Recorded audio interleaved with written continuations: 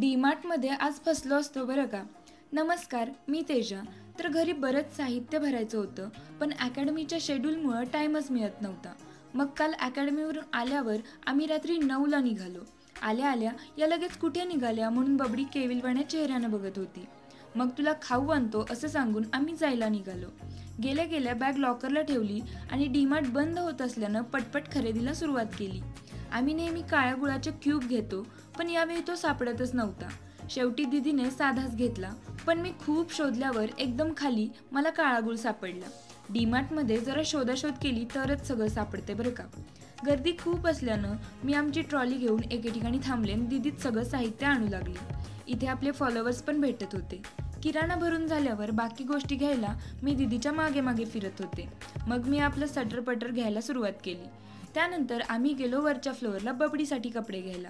पण इथं कपड्यांचा एवढा सगळा गोंधळ होता की काही सापडतच नव्हतं.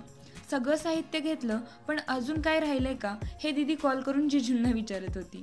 बघ मायनं वगैरे सगळं माहिती असतं. बिलिंग काउंटर बंद होत आल्यानं पटकन फ्रोझन पदार्थ घेतले आणि दीदीला बिलिंगला पाठवलं आणि मी उरल्या सुरलेल्या खाऊच्या गोष्टी घेऊन आले. तसं दीदीने मला नजरेतूनच शिव्या घातल्या, कारण आज तिला बिल द्यावं लागणार होतं.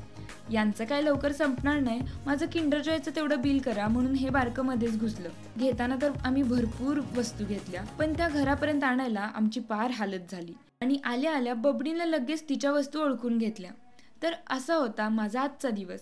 तर भेटूयात नेक्स्ट ब्लॉगमध्ये.